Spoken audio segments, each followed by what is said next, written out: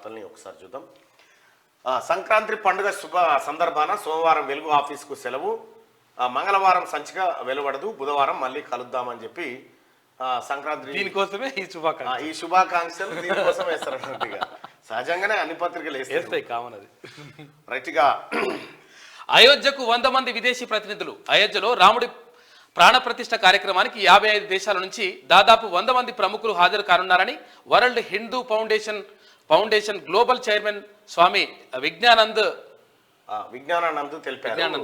అయోధ్యకు 100 మంది విదేశీ ప్రతినిధులు రాబోతా ఉన్నారట. అయితే అయోధ్య ఈ దేశంలో హాట్ టాపిక్. అయోధ్య ఈ దేశంలో ఆకలి, ఈ దేశంలో పేదరికం, ఈ దేశంలో జరుగుతున్న ఆకృత్యాలు, ఇవన్నిటికంటే అయోధ్య హాట్ టాపిక్. అయోధ్య అసలు అన్నం తిన్నరా లేదా, అయోధ్యకు మొక్కినవా లేదా, దీనికి పర్యాయపదంగా మారిపోయింది. అది చూస్తూ ఉంటే ఇక పంచకట్టులో మోడీ సంక్రాంతి పండుగ ఏక్ భారత్ శ్రేష్ఠ భారత్ జాతీయ స్ఫూర్తిని ప్రతిబింబిస్తుందని ప్రధాని నరేంద్ర మోడీ అన్నారు. ఢిల్లీలో కేంద్ర మంత్రి ఎల్ మురుగన్ నివాసంలో ఆదివారం నిర్వహించిన సంక్రాంతి పొంగల్ వేడుకల్లో ప్రధాని పాల్గొన్నారు.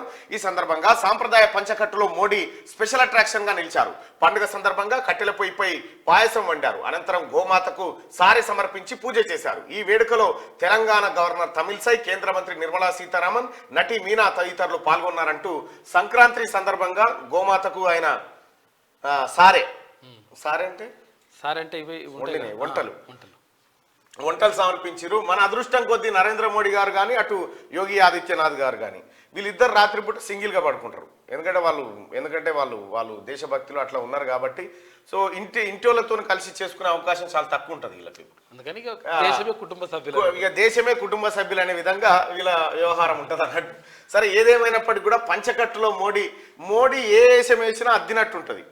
పంచగట్టినా, కోటేసినా, సూట్ వేసినా, టోపీ పెట్టినా, ఏదేసినా కూడా ఒక కేసీఆర్ కు అద్దినట్టు కనిపిస్తుంది, తర్వాత నరేంద్ర మోడీ గారికి కనిపిస్తుంది. ఎందుకంటే అందులో ఒదిగిపోయి దాంట్లో చాలా బాగా సెలబ్రేషన్ చేసుకుంటారు.